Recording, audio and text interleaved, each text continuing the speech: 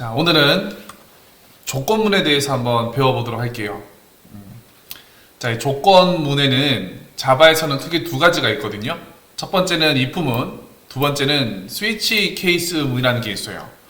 자, 오늘은 먼저 이 if문에 대해서 먼저 보도록 할 겁니다. 자, 조건문이라는 거는 우리가 프로그램이 실행이 되면은 그 코드가 여러 줄이 있잖아요. 여러 줄이 있으면 메인 메소드에 위에서부터 아래로 코드가 한 줄씩 실행이 되는데 이 코드의 흐름을 변화시킬 수 있는 기능 중에 하나입니다. 자, 바로 보도록 할게요. 자, 먼저 그 문법을 제가 넣어 드릴 건데, 자, if문의 문법. 자, 이렇게 들어갑니다. 문법은, 자, 먼저 if라는 키워드를 쓰고요. if라는 키워드를 쓰고 소괄호를 넣습니다. 자, 그 다음에 중괄호 안에 우리가 뭘 넣을 거냐면 이 중괄호 안에 실제로 실행되는 코드가 들어오면 돼요. 물론 이 실행되는 코드는 한 줄이 아니라 여러 줄이 들어올 수가 있습니다. 여러 줄이 들어올 수가 있고, 이 if문의 소괄호 안에는 어떤 게 들어오냐면 참 또는 거짓을 판별할 수 있는 조건이 들어온다고 보시면 돼요. 참 또는 거짓을 판별할 수 있는 조건.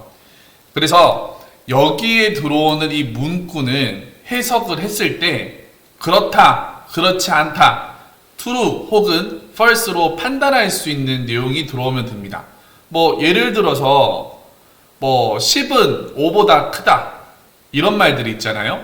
10은 5보다 크다라는 이 말을 결과로 그렇다 혹은 틀렸다 이런 식으로 참 또는 거짓의 결과를 나타낼 수가 있죠.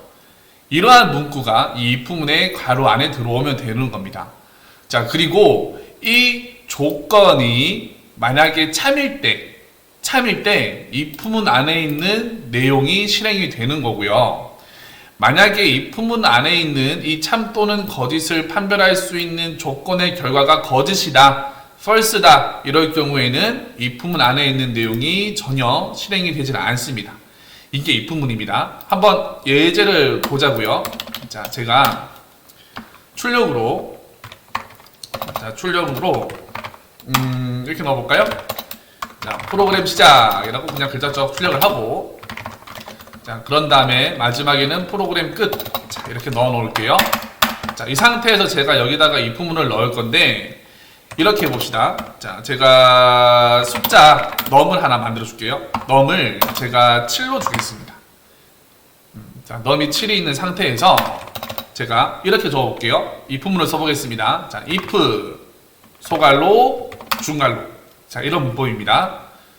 자, 이 상태에서 제가 이 소괄호 안에 num이 5보다 크다라는 이 조건을 한번 넣어볼게요. 자, 현재 num은 7이기 때문에 이 조건은 우리가 판별했을 때 결과로 참이다, true다 라는 결과를 낼 수가 있잖아요. 자, 이 조건이 맞으면 제가 출력으로 아무거나 넣어볼까요? 그냥 느낌표 넣어볼게요. 이렇게. 자, 됐어요. 어떤 뭐 글자가 나오는 건 중요하지 않으니까 바로 한번 실행을 해볼 건데, 자, 실행을 하게 되면은 자, 결과로 이렇게 나오죠. 자, 먼저 뭐 코드의 흐름이 위에서부터 아래로 흘러가기 때문에 프로그램 시작이라는 글자가 출력이 되고 나서 그 다음에 차례대로 실행을 하는데, 지금 이 조건 num이 5보다 크다라는 말은 현재 num이 7이기 때문에 참입니다. 자, 참일 때는 if문 안에 있는 이 중괄호 안에 내용이 실행이 되기 때문에 느낌표가 출력이 된 게 볼 수 있고요. 자, 마찬가지로 우리 if문 내용이 끝났다면 밑에 있는 프로그램 끝을 출력을 하겠죠. 자, 제가 여기서 num을 이렇게 바꿔볼까요? num이 10보다 크다 이렇게 한번 바꿔볼게요.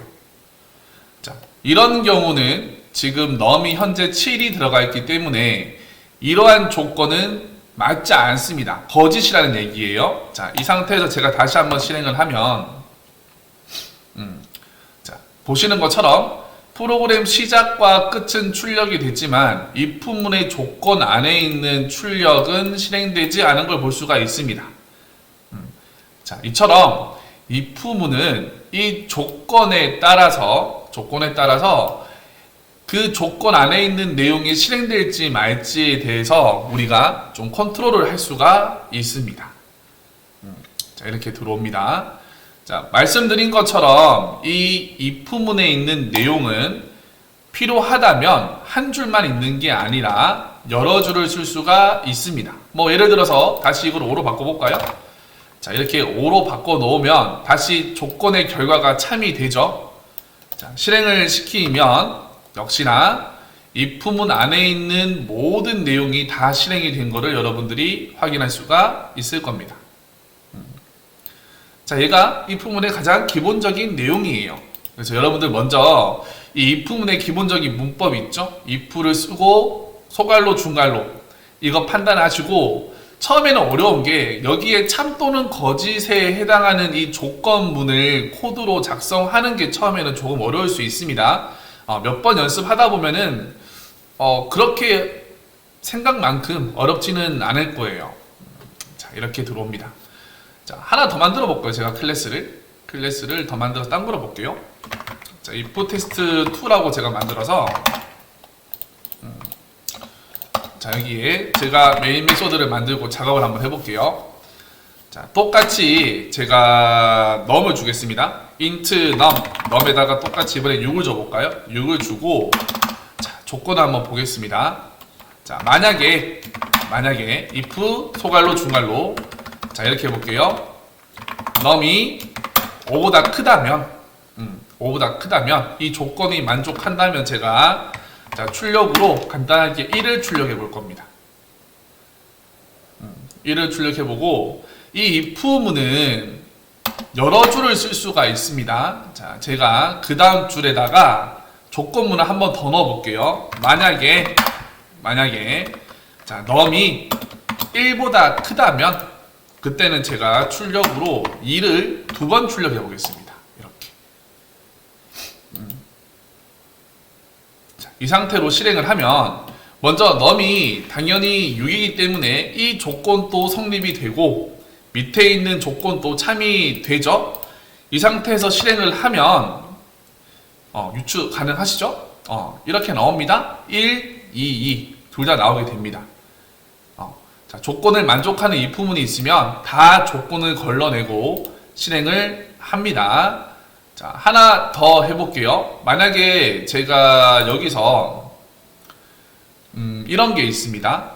자, 제가 첫 번째 이 if문에서 중괄호 있죠? if문의 시작과 끝 영역을 나타내는 이 중괄호를 한번 없애볼게요. 이렇게. 자, 중괄호 없애고 실행을 하면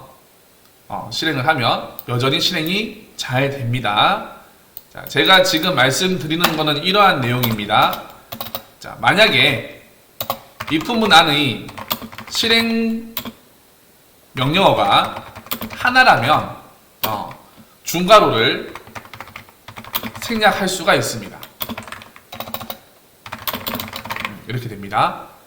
자, 제가 여기서 이 주석에서 적어드린 것처럼 실행 명령어가 하나일 때만 가능한 거예요.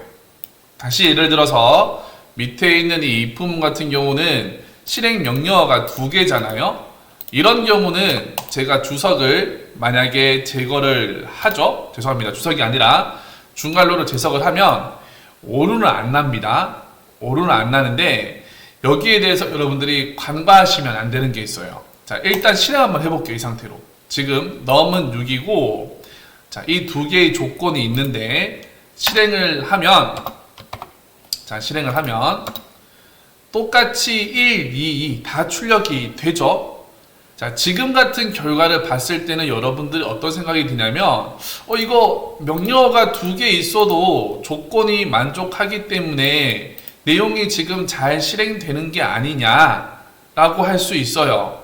하지만 이거는 제대로 실행 안 된 겁니다. 중괄호가 생략이 되어 있으면요, 이 if문 안에는 명령어가 하나만 있다고 생각을 해요. 다시 얘기하면 저희가 이렇게 적었을 때 이 두 개의 명령어가 둘 다 이 if문의 조건이 만족했을 때 실행되는 게 아니라 이렇게 돼 있는 겁니다. 다시 말하면 이 if문 안에 있는 내용은 이 명령어 하나다라고 판단을 하고 있는 겁니다. 한번 보여드릴게요. 진짜 그런지 보여드리면, 자, 제가 조건을 다르게 해볼게요. num이 6이잖아요. 그러면 제가 num을 10으로 한번 만들어 보겠습니다. num이 6인데 10보다 크면 하겠습니다 라고 하는 거죠. 자, 지금 같은 명령어의 경우 이 조건은 만족하지 않습니다. 거짓인 조건이에요. 거짓인 조건이라면 이 두 개의 명령어가 둘 다 if문 안에 들어와 있다면 이라는 글자는 출력이 한 번도 되면 안 됩니다. 자, 한번 실행해 볼게요. 실행을 하면, 자, 보시면 1과 2가 하나 출력이 됐죠. 자, 다시 한번 볼게요. 위에 있는 if문 같은 경우 num이 6이기 때문에 조건을 만족하고요. 1이 출력이 됩니다. 자, 그 다음 두 번째 조건은 num이 6이기 때문에 참이 아니고 거짓이죠. 거짓이기 때문에 if문 안에 있는 내용은 실행은 안 하지만 지금 중괄호가 생략이 되어 있잖아요. 그래서 컴퓨터가 판단할 때는 이 if문 안에 있는 명령어 내용은 이거 한 줄이다 라고만 판단을 하는 거예요. 그래서 이 조건이 만족하지 않으면 이 if문 안에 있는 얘는 실행을 안 하지만 두 번째에 있는 2를 출력하는 내용은 if문 밖에 있는 내용으로 판단하기 때문에 이 조건이 참이든 거짓이든 얘는 무조건 실행이 돼버리는 겁니다.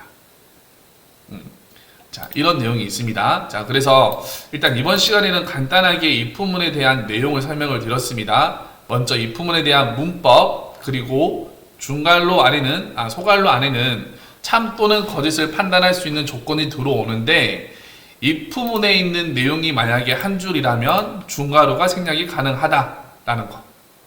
처음에 공부하실 때는 이 중괄호가 있는 게 나아요. 한 줄보다는 해석하기 쉽기 때문에 저는 가급적이면은 if문에 있는 명령어가 하나라고 하더라도 중괄호를 쓰는 식으로 다음 시간부터 계속 이어나가도록 하겠습니다. 자, 다음 시간에 그래서 if문에 대해서 조금 더 내용을 이어가도록 할게요. 자, 수고했습니다.